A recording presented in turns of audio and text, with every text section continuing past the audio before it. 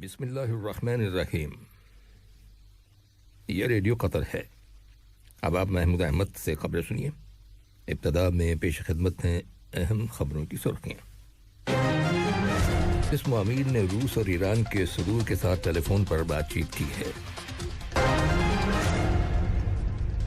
پاکستان نے قطر کی جانب سے کرونا وائرس کی ویکسین کی 100 ملین ڈوزز دیے جانے کے اعلان کا خیر مقدم کیا ہے۔ وزارت صحت نے کہا ہے کہ ملک کے اندر کرونا وائرس کے مزید 113 مریض صحتیاب ہو گئے ہیں، جس کے بعد شفا پانے والے افراد کی مجموعی تعداد اب 2,19,041 ہو گئی ہے۔ اور وسطی چین میں ایک آرٹس اسکول کے اندر آگ لگ جانے سے 18 افراد ہلاک ہو گئے ہیں، جبکہ امریکہ کے شہر میامی میں ایک بلڈنگ گر جانے سے 4 افراد ہلاک اور 159 لاپتہ ہو جانے کی خبر ملی ہے۔ یہ تھی اہم خبروں کی سرخیاں، اور اب سے چند لمحوں بعد تفصیل سے خبریں نشر کی جائیں گی۔ لیجیے اب آپ تفصیل سے خبریں سنیے۔ صاحب اسم امیر شیخ تمیم بن حمد آل ثانی نے روس کے صدر ولادیمیر پوٹن کے ساتھ ٹیلی فون پر رابطہ کیا ہے، جس کے دوران دونوں ملکوں کے تعلقات زیر بحث آئے اور مختلف شعبوں جن میں اقتصادیات، سپورٹس اور سرمایہ کاری کے شعبے بھی شامل ہیں، تعاون کو فروغ دینے کے وسائل کے بارے میں تبادلہ خیال کیا گیا۔ خاص طور پر فیفا ورلڈ کپ 2022 کی میزبانی کے بارے میں تفصیلی بات چیت ہوئی۔ روس کے صدر نے سینٹ پیٹرزبرگ بین الاقوامی اقتصادی فورم میں صاحب اسم امیر کی شرکت کے لیے ان کا شکریہ ادا کیا، جس کی وجہ سے دونوں ملکوں کے درمیان تعاون کو فروغ دینے کے معاملے میں مثبت اثر ہوا ہے۔ صاحب اسم امیر شیخ تمیم بن حمد آل ثانی نے ایران کے صدر ابراہیم رئیسی کے ساتھ بھی ٹیلی فون پر رابطہ کیا ہے، جس کے دوران صاحب اسم امیر نے ایران کے صدارتی الیکشنز میں صدر ابراہیم رئیسی کی کامیابی پر انہیں مبارکباد دی اور ان کی ترقی اور خوشحالی کے لیے نیک تمناؤں کا اظہار کیا۔ دونوں لیڈروں کی بات چیت کے دوران قطر اور ایران کے تعلقات اور مختلف شعبوں میں ان تعلقات کو فروغ دینے کے وسائل کے علاوہ باہمی دلچسپی کے متعدد علاقائی اور بین الاقوامی معاملات کے بارے میں تبادلہ خیال کیا گیا۔ صاحب اسم امیر شیخ تمیم بن حمد آل ثانی نے جمہوریہ سلووینیا کے صدر بوروت پاخول کو ان کے ملک کے یوم ریاست کے موقع پر اور موزمبیق کے صدر فلپ نیاسی کو ان کے ملک کے یوم آزادی کے موقع پر مبارکباد کے برقی پیغامات ارسال کیے ہیں۔ دوحہ میں پاکستان کے سفیر سید احسن رضا شاہ نے قطر کی جانب سے پاکستان کے لیے کرونا وائرس کی ویکسین کی 1 ملین ڈوزز دیے جانے کے اعلان کا خیر مقدم کیا ہے۔ اپنے ایک بیان میں انہوں نے کہا ہے کہ اس آفر سے دونوں ملکوں کے قریبی برادرانہ تعلقات کا پتہ چلتا ہے۔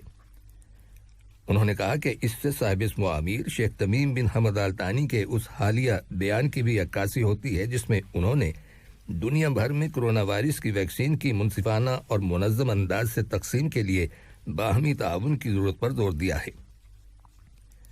انہوں نے مزید کہا کہ عالمی سطح پر پائیدار ترقی کے پروگرام کی روشنی میں ایک جامع معاشی اور معاشرتی نظام کے قیام کے سلسلے میں قطر کی جانب سے کی جانے والی کوششوں کی پاکستان بھرپور حمایت کرتا ہے۔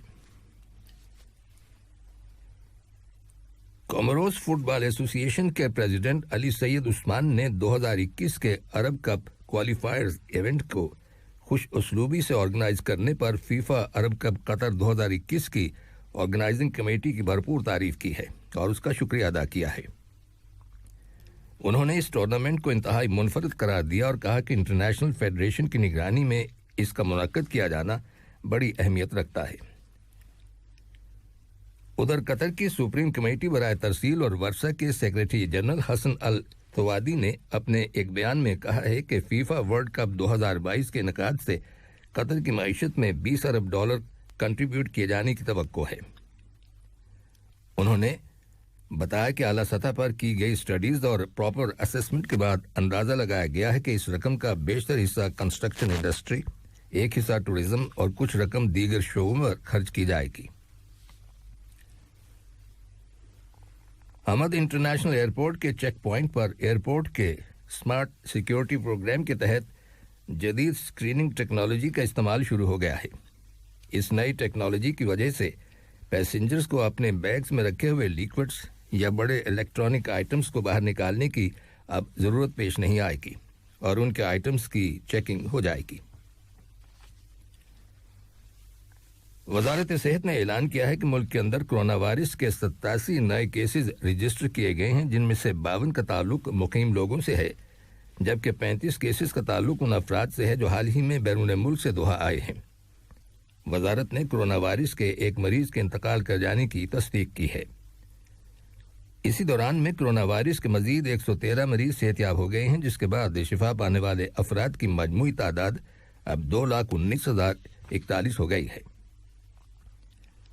وزارت صحت کا کہنا ہے کہ کرونا وائرس سے متعلق پابندیوں اور ملک کے اندر لوگوں کی ویکسینیشن کی شرح میں اضافے اور عوام کی جانب سے وسیع پیمانے پر تعاون کا مثبت اثر ہوا ہے، جس کے نتیجے میں کرونا وائرس کے روزانہ کیسز میں بتدریج کمی واقع ہو رہی ہے۔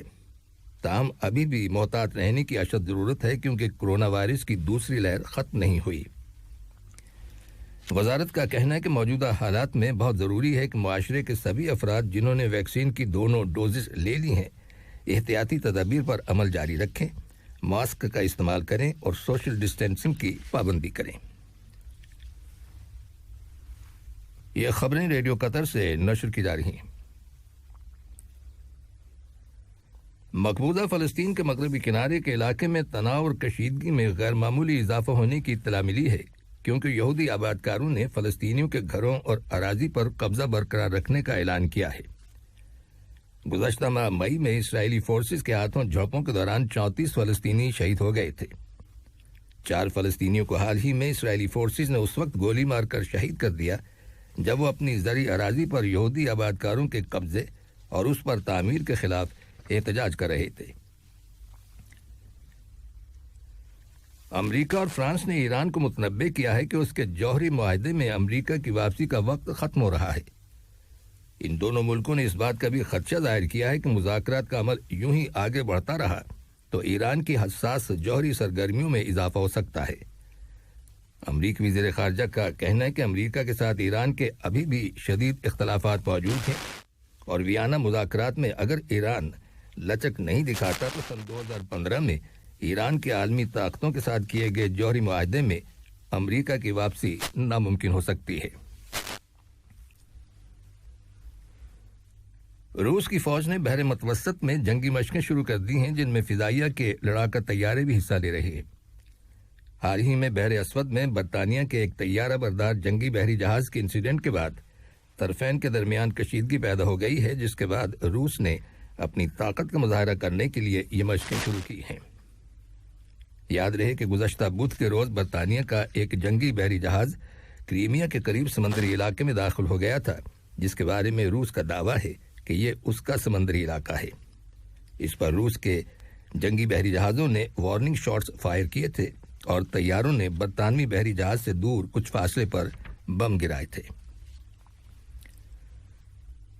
چین کے وسطی علاقے میں ایک آرٹس اسکول کے اندر آگ لگ جانے سے کم از کم 18 افراد ہلاک اور 16 دیگر زخمی ہو جانے کی اطلاع ملی ہے۔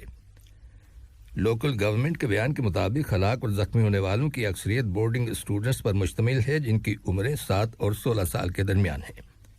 آگ پر قابو پا لیا گیا اور حکومت نے اس سانحے کی تحقیقات شروع کر دی ہیں۔ ادھر امریکہ کی ریاست فلوریڈا کے شہر میامی میں ایک 12 منزلہ اپارٹمنٹ بلڈنگ گر جانے سے لاپتہ ہونے والے افراد کی تعداد 159 ہو گئی ہے، جبکہ 4 افراد کے ہلاک ہو جانے کی تصدیق کی گئی ہے۔ حادثے کے وقت بلڈنگ کے اندر کتنے لوگ تھے یہ معلوم نہیں ہو سکا۔ امدادی پارٹیاں ملبے تلے دبے ہوئے لوگوں کو تلاش کرنے کا کام جاری رکھے ہوئے ہیں۔ اب تک درجنوں افراد کو باہر نکالا جا چکا ہے۔ مذکورہ عمارت کے گرنے کی وجہ ابھی تک معلوم نہیں ہو سکی۔ لاپتہ ہونے والے لوگوں میں کم از کم 22 غیر ملکی بھی شامل ہیں، جن کا تعلق ارجنٹینا، روس، اسرائیل، جنوبی امریکہ اور پیراگوئے سے ہے۔ آخر میں اہم خبروں کی سرخیاں ایک بار پھر سن لیجیے۔